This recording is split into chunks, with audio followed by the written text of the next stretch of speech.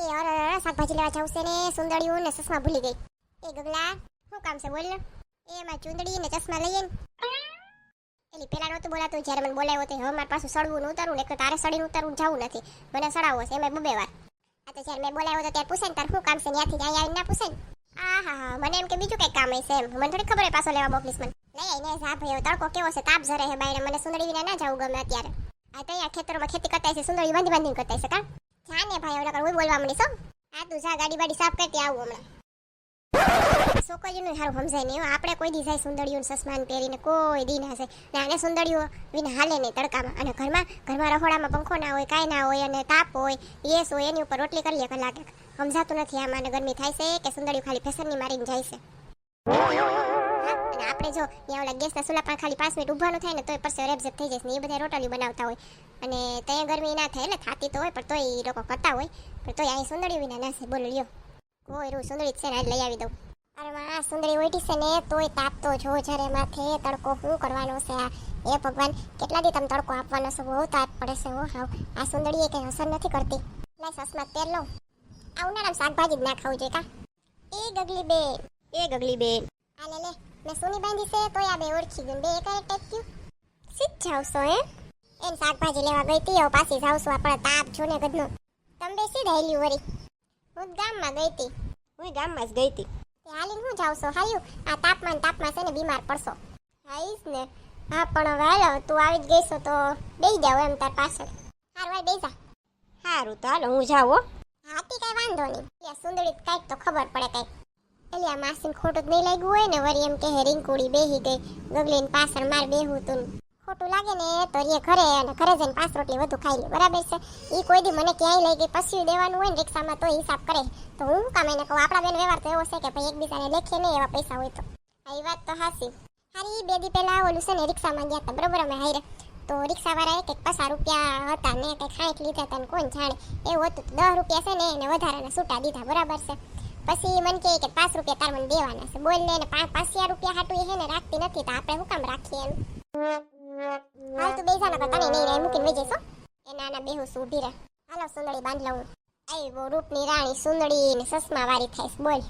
આથી તડકો લાગે તો હું કઈ ઘરે જઈને મારે હુઈ ના જાવ હોય તાર જેમ. તું તેન પાડાને જેમ પડી જાય સોફે.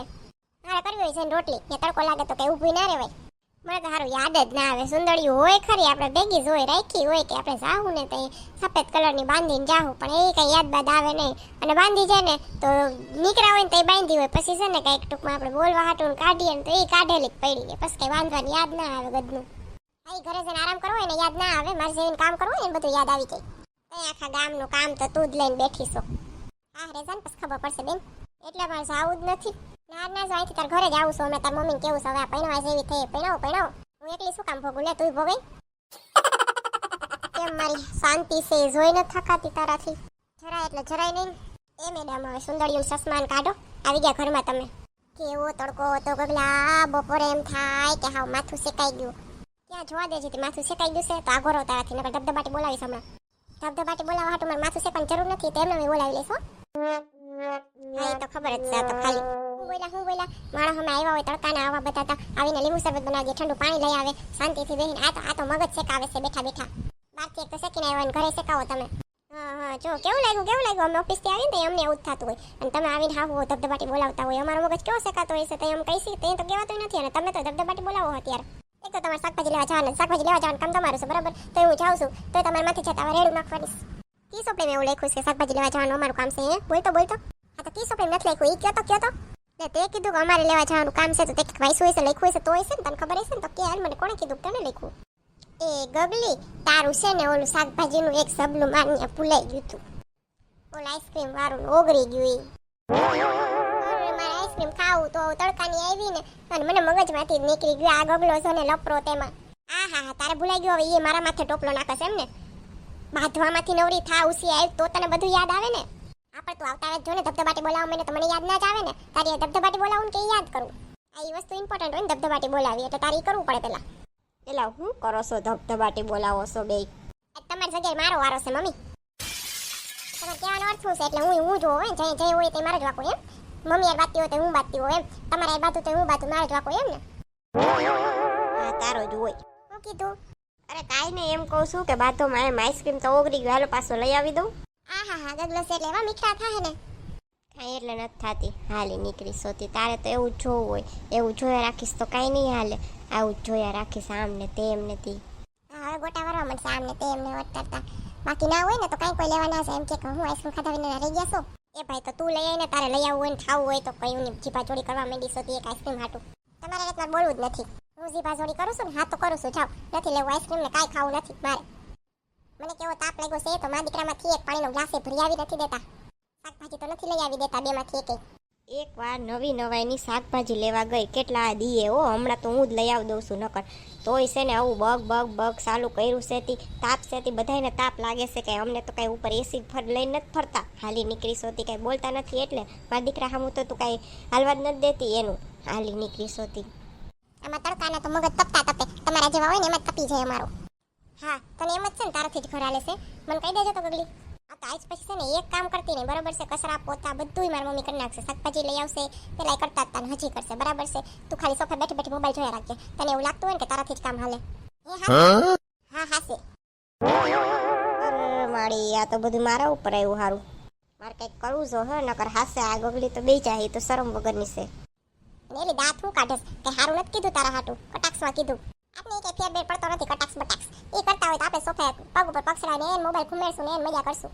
એ બુદ્ધિ વગરની એમ ના કરવાનું હોય. તારે એમ કહેવાનું હોય ના ના ના એવું નથી, અમે બે કામ કરીએ છીએ. આ તો જોઈ કે હું બેસીશ ઘુમેડીશ, બોલો યો કાંઈ શરમ છે? હાવ શરમ વગરનું છે. તારે ના શરમ ના આવે, આપણે શું છે? એ ના ના એવું નથી, ગગલી કામ કરાવે છે. ના રે ના ગગલાએ કીધું છે કે તમે જ કરો છો બધું. આથી તારા વિને ઘર હાલતું તું હજી હાલશે જો, પાકું ને હાલશે ને? ના ના ના ના એવું નહીં હવે. એ પેલા હાલતું તે અલગ વસ્તુ છે, અત્યારે હવે જોઉં છું માસીને પછી છે ને 15-15 દી જવું હોય મમ્મીને, પછી એના મામાને ઘર જવું હોય તો ખબર ને તમે આવી રહ્યો છો. પેલા ના જઈ શકતા તો હવે જઈએ. કરું છે એવું? હાલો હાલો હાલો કરીએ. આ તો બહારનું ખાઈ લઈશ. આતું તો છે ને હવે બહારનું વારી થઈશ પાછા તો. એ હું છે ને ફટાફટ આઈસ્ક્રીમ લઈ આવું એટલે આ હે ને ટાઢો પડી જાય, ન કરશે ને હે હાસે મારે બધું કરવું જોઈએ. ફ્રીઝરમાં મૂકી દીધું છે અત્યારે. હવે ઓલા બધાને બોલાવું અને છે ને ખાય, નકર છે ને આજ વાત કર્યા રાખશે ને તમારું માથું પાકી જાય આમને. એ ગગલી. હા બોલો ને મમ્મી. એ છે ને હું આઈસ્ક્રીમ લઈ આવી. હે એલી સીધ જાસ. આ સુરત દાદાને જોવા જાઉં છું કે કી બાજુ ઈગો. અહીં આવીને જોઈ લે, બારી આયા રહી. ત્યાંથી જોઈ તો લો પણ દિશા ના દેખાય.